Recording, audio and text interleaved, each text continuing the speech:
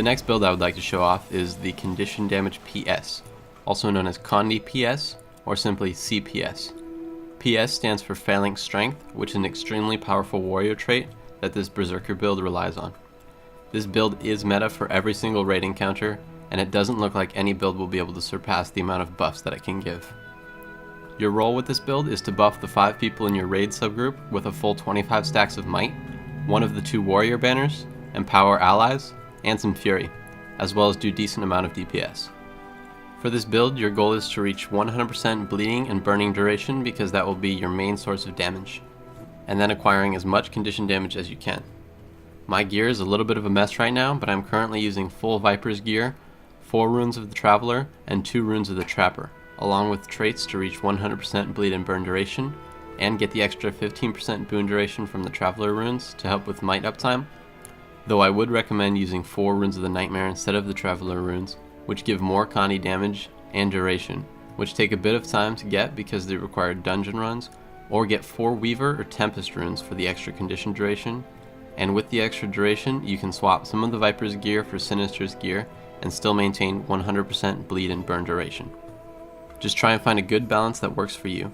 I'm using a sword and torch with a Geomancy sigil for more bleeds, and a strength sigil to stack might on allies.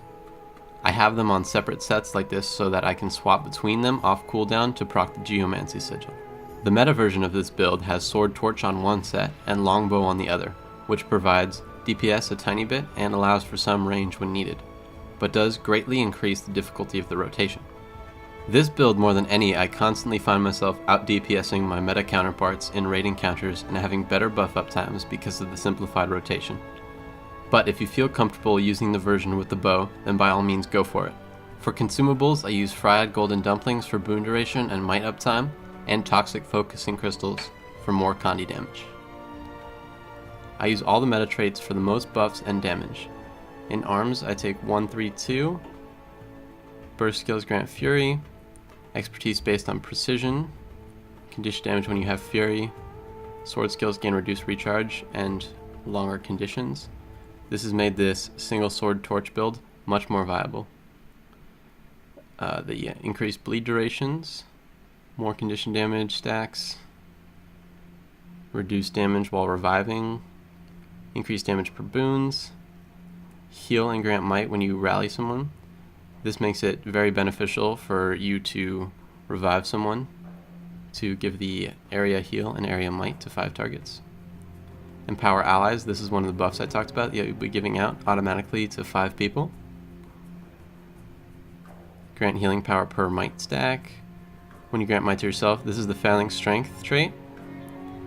When you grant might to yourself, grant it to nearby allies. This is how you will be stacking 25 might stacks for everyone. Every time you proc the might with your Sigil of Strength, or with this here, or with the revive one I was talking about, or you blast a fire field, any of that, you'll be giving might out again to 5 more people with this trait. Very powerful. And lastly, in Berserk 222, when you rage, inflict burning. These are all your Berserk specific skills. These ones all give out burning now. Gain increased damage and condition damage. When you enter or exit Berserk mode, you'll be doing that often, I'll show you. Gain condition damage while wielding a torch. You'll always have a torch with this build. And then torch skills gain reduced recharge. Makes your torch very powerful. Gain boons when activating Berserk mode. That's nice. And lastly, King of Fires. Increased duration of burning by 33%, very powerful. And gain fire auras when critically hit, and Berserk skills detonate fire aura. I also am using all the meta utility skills. I currently have Blood Reckoning to recharge my burst and cause burn on use. It's also a powerful heal. I use 4 Great Justice for the Might and Fury. You'll need this if you're going to be stacking 25 stacks of Might. I take Shattering Blow for DPS, though you can change it out if you need to.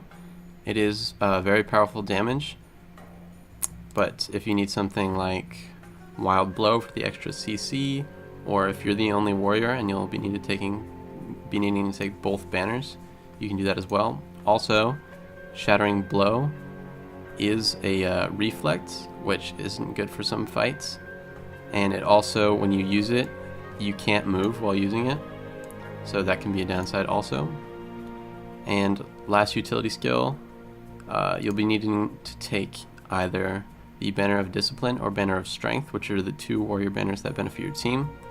Usually, most raid groups will have 2 warriors, and one will take 1 banner, so you'll need to work that out with the other warrior before the fight starts as to which banner you'll be taking. And lastly, usually you'll be taking Headbutt for the CC and the Adrenaline Recharge, though if you don't need the CC, you can take a DPS Rachel trait, such as Sylvan Hound, or maybe the Battle Standard for a instant revive on your team, or even Signet of Rage if you need more might. With this build, you want to be constantly attacking a target to proc your Sigil of Strength and produce might. Also, always keep your Banner of Strength or Discipline down near your group at all times. Use for Great Justice off cooldown, and then just damage as much as you can with your Berserk mode and Primal Burst, Shattering Blow, and your Torch skills especially. For your rotation, you will always want to start off by placing your banner and keeping it up all fight long, except for very specific scenarios like maybe keep Construct if you're waiting for the burn phase, etc. I personally like to use my skill 5 and then drop the banner inside the ring for a Blast Might finisher to start stacking might quickly, and then use for Great Justice. You'll want to use your skills 4, 5, 7, and 8 and weapon swap off cooldown as well while waiting for your Berserk mode and Primal Burst to be charged and off cooldown. Once you first use all of those, if you have Headbutt, you can use it to charge your Berserk mode. If not, you can just wait till it charges on its own.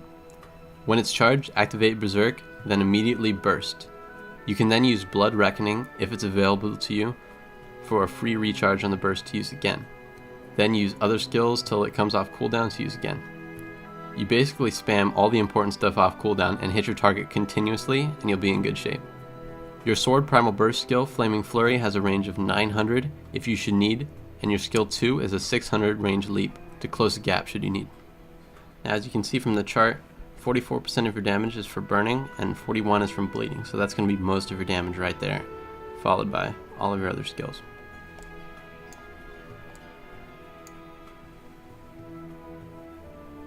For this build, because it's basically spamming a lot of stuff off cooldown, I like to take a 1 skill macro, which means every time I press 1, it triggers a bunch of other skills also.